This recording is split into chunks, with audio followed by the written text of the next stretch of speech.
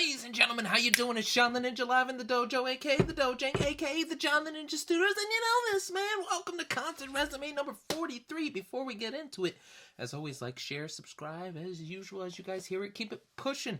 We're doing so good, and I got a lot of great interviews on the way, and of course, these concert reviews are picking up. I got a lot of shows in 2020 where I'm going to be able to go to these shows, not just for free, but I'll be able to do a concert resume. Basically, they're the reviews this time instead of just memories. So I'm doing good. Out of concert resume booklet, we're going to another great show.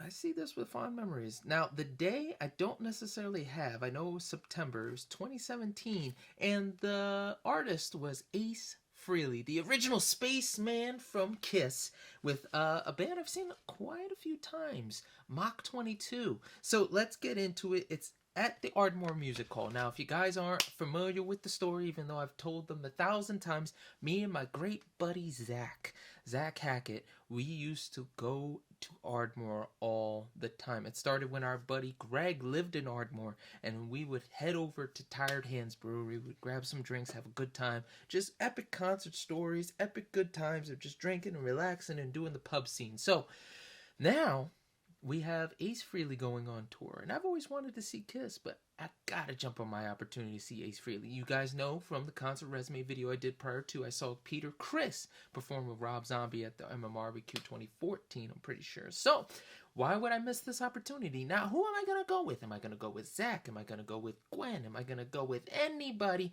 Or am I gonna go with my dad? This was a little out of left field for me.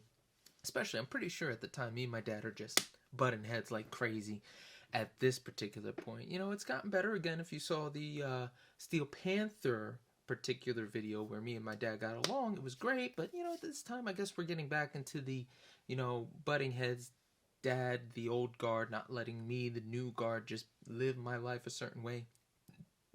And what I mean by that is more so, you know, when you're a parent, you're not going to let your kid just go off with the, you know, when they finally become adults, you kind of still feel like, you know, they should act a certain way or do certain things. And of course, you know, I'm a man now. I'm going to question his decisions. I'm going to question things because I have my own set principles. I'm going to live my life a certain way. You know, being the age I am now, you know, there's no question I'm doing me. But back then, I was probably closer to 23, 20, 24. He's probably not letting that go. So, you know, at the time, I probably really did text everybody. I texted everyone I could to see who was interested, and I don't think anybody could go. So I said, Dad, do you want to go? And he said, sure. Now, it being Ardmore, being that I've been to that particular area so many times, I didn't need the GPS. I didn't have any questions. I just told him this is when we're going, and I knew exactly how to get there. No problem whatsoever. So I remember when we did the drive, we didn't do much talking. We just drove up, and there's a certain vibe you can get with somebody where you're in good standing with them. You just don't talk. You just vibe and you're relaxing. I remember when me and my boy Dami Ogadon, I went down right before the pandemic. I went down to Orlando, Florida. We were gonna go to Miami for a game. So that for some godforsaken reason, I don't know if I was emotionally tired or if I was just physically tired or something was bothering me more than he usually does, even though I have a good idea what that was. Either way, it was like something came over me where I was just, I did not have the particular energy I'm known for. You know, you get me in a crowd or in a situation I'm not supposed to be in, I'm on fire. I am electric, I'm eccentric, and there is no bounds, I know. But on the way down, he drove 4 straight hours, and I was just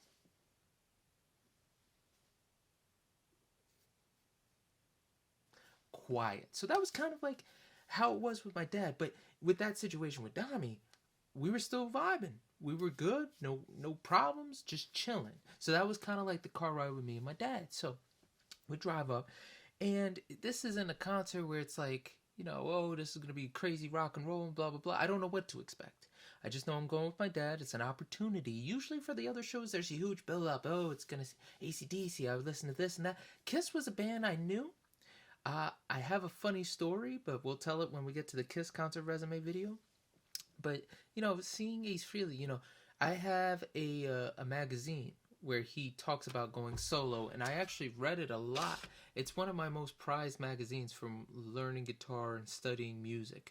This particular magazine, it was Alice in Chains on the cover with Jerry Cantrell, goodbye to the legendary and true guitar tech and genius Les Paul. But in this one, it was Ace Frehley, and right here you can see Ace talking about his solo project, and he goes over a lot of the stuff of when, you know, he's separated with Kiss and what it's like to be sober and etc. So I don't know what to expect, but I know Jackie Bam Bam's going to be there and he's going to be hosting. So that's good. So we get to Ardmore, and there is a parking lot near the smaller Tired Hands. If you don't know Tired Hands, there's two locations, a big one and a small one. Me and Zach always parked at the small parking lot near the small location, so that's where me and my dad parked. It's free parking, you know, nothing ever happens, so we park and we walk over, and I kind of run my dad through memory lane. It's going on 2 years now. Me and Zach have been going out almost every Friday consistently and grabbing a drink, having a good time, getting home responsibly. Don't be crazy, people. Not getting plastered and driving drunk. We don't do that. So it's nice. I'm like, hey, I remember one time when we first came, we were here, and then we went over there, and you know, that McDonald's right there, and this is where we drink all the time, and this is the place where we've gone and seen these shows. So it was a nice little just walk down memory lane. We go inside. The lady at the front of the door is like, hey, I recognize you from MMR. I was like, hey, that's great, you know, which at the time I was pretty much probably working just Ben events exclusively, Ben FM events. So I haven't been associated with MMR in that way for a little bit. Can't really give you a time frame. So either way, we walk in, and this is the first time I've ever seen this place absolutely packed. If you've never seen the Ardmore Music Hall, it's a small venue. It's a great intimate venue, but it's very small. And that was the first time I was like wall to wall, like, damn, it's grip. So I know the first thing I need to do. I walk up and post up at the bar. I pick a spot, I take my dad, and we hang out there. And it was pretty great. So Mach 22 comes out, and I ended up having such a interesting concept of seeing this band play. Now, a lot of interesting things have happened years later. Me hanging out with Sebastian Labar and actually meeting Lamar, and you know, seeing this band not conform, but being a eccentric and important part of the local Philly scene. These guys are really, really good, and they are striving to be the next best thing. They even have a new lineup now. These guys are phenomenal. Lamar is killing it, and when I say they almost took the show from Ace. They almost took the show from Ace. These guys are a pivotal part, is probably a better word to say. They are something that you can't mess with. And at the time especially, they were really, really riding high off their success. You know, pandemic slowed things down, but Mach 22, even now with the new lineup, still kick a lot of ass. And again, I got to reiterate, I've seen Lamont a lot of times. It's just weird how we go back and forth and you just happen to see people. But I digress. We go on, and they come on, and they almost steal the show from Ace Frehley. They kick a lot of ass. They're playing so fierce. And, of course, they play a whole lot of Rosie, and I love that bloody song. So, of course, you know, they play that. So, it was pretty great. And I remember after their set, you know, I'm probably 3 drinks deep into it now. You know, I walk up, and Jackie Bam Bam of WMMR, he's hosting. So he hosts. I hit him up. Hey, Jack. He's like, Jay, Ninja, what's up? Take a picture. We took a picture. He's like, hey, man, it's good to see you. We chop it up, and then I see Lamont. So we take a picture, too. It was a very unflattering pic on my behalf. So I apologize, dude. I know that I was like, But it was really cool. So I remember I saw I want to say Beasley rep there. He's in charge of all of Beasley. His name is Joe. And I'm like, damn, did I see him at the Rocket Queens? Messed up? I don't know. But for some reason that thought came into my mind. And I have it in the notes. But it was nice just to be there chilling. Me and Dad didn't fight. We didn't do nothing but drink and relax and listen to good music. And then, of course, Ace Frehley comes out. And all these people absolutely lose their shit. He is phenomenal. I don't care what anybody says. You might piss on Kiss's records. You might be upset. that, you know, they got rid of him, or people even claim he's not a good guitarist. That's a damn lie. That's a G-O-T damn lie.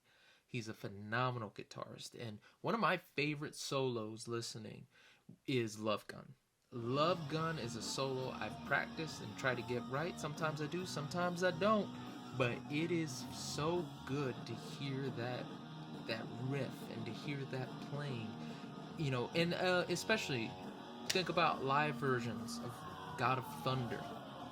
Wonderful. His album was the most sold out of all the Kiss albums. Like when Kiss was like, hey, we should probably take a break, and they all did their individual album, his sold the most. So you can't crap on Ace Frehley. He's a phenomenal musician and guitarist.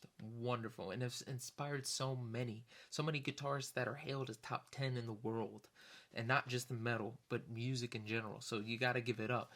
So we're watching this, and of course, you know, they play Back in the New York Groove and a bunch of other stuff off his new record. But when he plays Love Gun, that's my song. That's the song of the night for me. So, da-na-na-na, da-na-na-na, bam, bam, do-do-do-do-do. And pretty much, I'm watching the show and I'm drinking the night away. There was one moment where he was like, hey guys, you know, I can't drink anymore because I'm sober, but you can, so I ain't going to stop you from having a good time. And the crowd cheered, but I'm pretty sure he threw out some picks too. But it was in and out.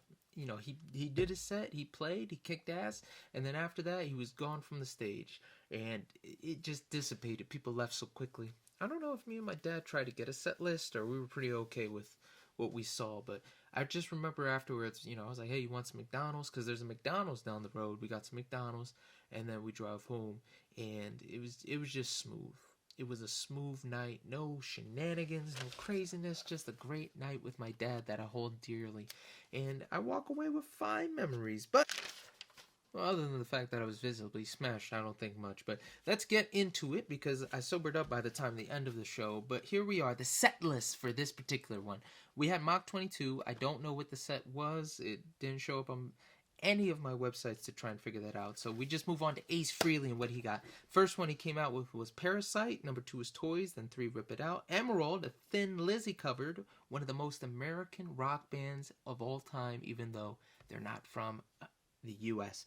Going to my favorite song of the night, Love Gun, number 5. And then Rocket Rider was another Kiss. Sister was 7. Rock Soldiers, which really kicked some ass, with number 8. Bass Solo was 9. Strange Ways was Kiss. Number 11, New York Groove. Hello. Actually, that's a Hello cover. 12, Too Young to Die. 13, Shock Me. 14, Ace Guitar Solo with God of Thunder. I forgot they played God of Thunder. 15, Cold Gym, which is a great staple of his. 16, Detroit Rock City, Kiss Solo. And then 17, a really kick-ass song that everybody loves. They Play Deuce. Guys, that was Concert Resume number 43. Where you at that show? Have you been to the Ardmore Music Hall? And have you seen Ace Frehley kick ass on guitar? Let me know in the comments. As always, like, share, and subscribe. The next one, it might be a future current resume, or it might be number 44 with a really sober and relaxing time by myself, but a really eye-opening one for the soul. Sammy Hagar with Collective Soul at the Man in September. Number 44 if we get to it. We'll see what happens, but as always, guys, thank you for the support. I appreciate you. And remember, be smart, be mindful, and God bless you.